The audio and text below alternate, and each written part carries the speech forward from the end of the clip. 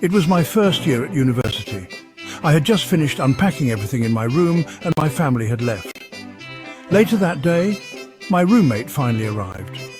Right off the bat, I realized this guy was the most socially awkward person I'd ever encountered. I introduced myself as Dan, extending my hand for a handshake. He hesitated, stared at my hand like he didn't get it, then awkwardly laughed before giving me the limpest handshake imaginable. I had to ask his name because he didn't bother sharing it. He was Dale.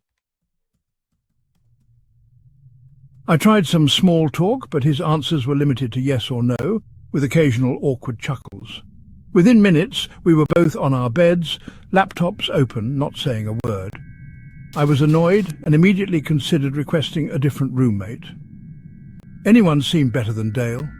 Initially, I thought he was just socially inept, but soon I realized there was more to him. I met a few other students on my floor who seemed cool, which lifted my mood. After exploring the campus that night, I returned to find Dale exactly where I'd left him. "What's up, Dale?" I asked. No response, unsurprising. It was 9:30, and with nothing else to do, I turned off my lamp and went to bed. Sleep didn't come easily. Dale stayed on his laptop until 3 a.m., and once he finally shut it, I dozed off. However, within the hour, I woke up. The blinds were now open, and moonlight illuminated the room. Dale was sitting on his bed, staring at me. I sat up, rubbed my eyes, and asked, "Dale, what are you doing?" He whispered, "Sorry," and lay down.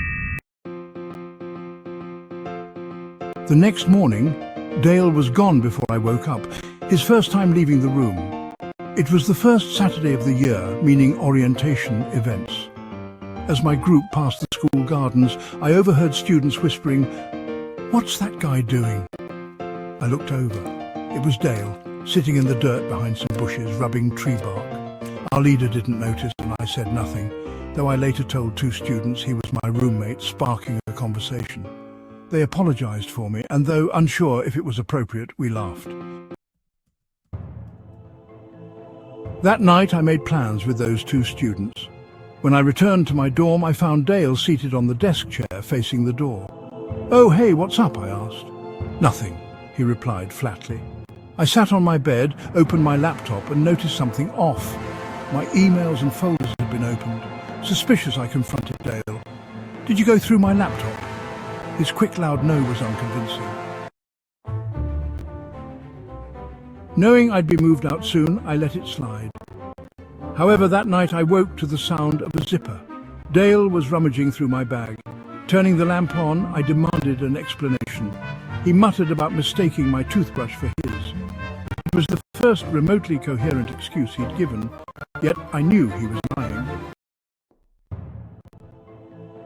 The following day, I moved into a new dorm, relieved to have a normal roommate. But that night, a strange clicking noise woke me. It came from the door. Through the peephole, I saw someone fiddling with the knob. Campus police arrived within minutes and found Dale attempting to break in. They arrested him.